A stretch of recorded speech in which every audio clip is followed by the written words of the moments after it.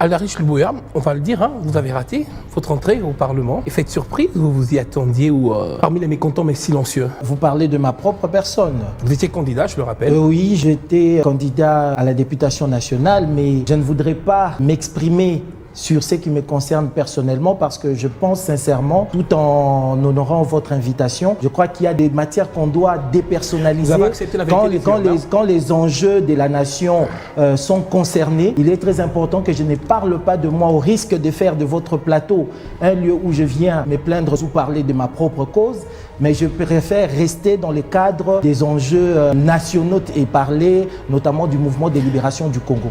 Alors, les mécontents, pourtant il y en a eu, hein, on l'a vu, notamment au sein de votre parti, le MLC. Première question, deuxième, on va le dire comme ça. Est-ce que le MLC est satisfait de la part, finalement, on va dire, lui attribuée? Voilà, donc voilà. Pour le MLC, vous avez ma réponse, la voici.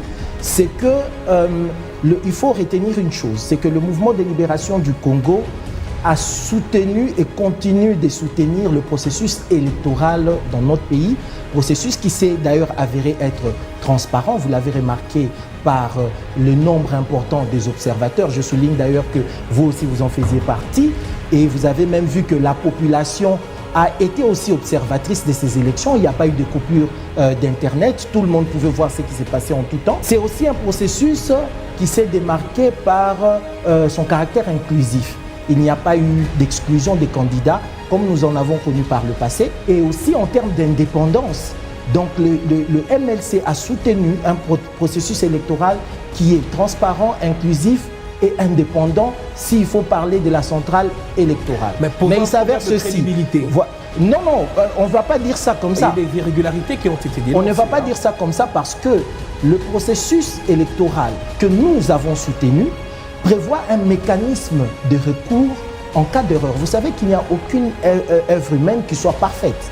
Et donc, ces processus que nous soutenons prévoient des mécanismes de recours, la gestion des contentieux quand il y a des écarts qui sont constatés. Je vais vous donner des exemples. La CENI elle-même a sanctionné il n'y a pas longtemps des membres de son staff parce qu'elles auraient facilité la remise des machines à voter à certains individus. Ça ne veut pas dire que la CENI s'est renie, mais elle a prévu en elle un mécanisme de contrôle qui fait que quand il y a des failles, on puisse les réparer.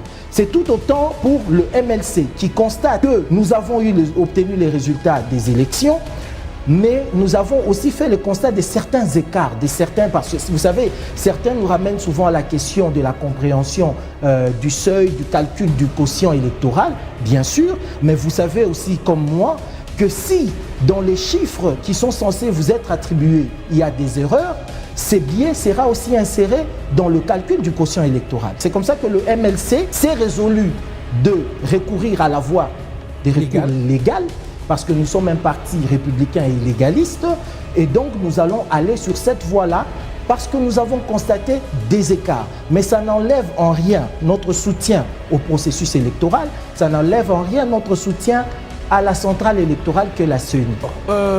L'UDP, 69 sièges, on le disait tout à l'heure, on a même vu au sein de l'Union sacrée un malaise justement quant à ces résultats. Est-ce qu'on ne devrait pas s'attendre pour cette législature à déjà des affronts plus denses entre les membres de l'Union sacrée? Je ne sais pas parler pour d'autres formations politiques.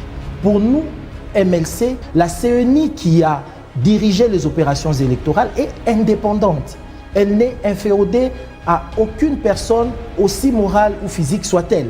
Et donc, pour nous, nous constatons qu'il y a eu quelques failles et comme le processus prévoit des voies de recours, nous irons dans ce sens-là pour que les choses reviennent dans l'ordre. Et pour le compte du MLC, nous dirons que nous ne serons en affront vis-à-vis de personne au sein de l'Union sacrée et nous souhaitons effectivement que cette majorité unie ou réunie autour du président de la République ait le temps de travailler effectivement pour l'émergence de notre pays et la résolution du problème du peuple. Candidats obtenus jusqu'ici. Jusqu'ici, justement. Est-ce que c'est pas moindre quand on connaît le poids politique justement du MLC? Est-ce que c'est une acceptation ironique ou simplement elle cache? Mais non, je vous dis qu'il n'y a pas d'acceptation ironique. Parce que vous avez parlé des 19, moi je vous ai parlé de certains écarts que nous avons constatés et nous espérons que la haute cour, la cour constitutionnelle, va rétablir les choses dans l'ordre. Et ça, c'est sans compter certaines circonscriptions où les résultats sont suspendus et d'autres circonscriptions où les élections sont annulées et devront être reprises. Et là, nous avons beaucoup d'espoir d'ailleurs d'avoir encore beaucoup de sièges. Nous avons présenté 473 candidats. Nous étions en premier par rapport à d'autres partis. Et donc, cela veut dire déjà que nous sommes très bien organisés, que nous avons un ancrage affirmé à travers l'ensemble du pays et nous sommes confiants. Hein, mais les faits sont là. Mais oui, par rapport à notre formation politique, et c'est par rapport à ces faits que nous allons à la Cour constitutionnelle. C'est par rapport à ces faits que je vous dis qu'au niveau aussi des Yakoma ou des Boudjala ou encore des Massimanimba, nous aurons encore beaucoup de sièges. L'opposition politique, hein, on l'a suivi, hein, Moïse Katumbi a dit que le mot d'ordre sera donné pour savoir si ou pas, entre-temps, les députés élus vont siéger. Comment est-ce que vous voyez cette fois-ci cette opposition politique au sein du Parlement ? Bon, je crois déjà que je vais vraiment m'abstenir de rentrer dans les questions d'ordre interne aux formations politiques qui se considèrent comme étant de l'opposition. Moi, je pense que nous l'avons dit tantôt au niveau du premier dossier, qu'il est temps que les choses fonctionnent comme elles devraient. Il faut que l'opposition joue son rôle d'opposition, il faut que la majorité au pouvoir joue son rôle. Et en toute démocratie, parce que c'est le bon fonctionnement de cette machine qui va faire que le pays puisse avancer.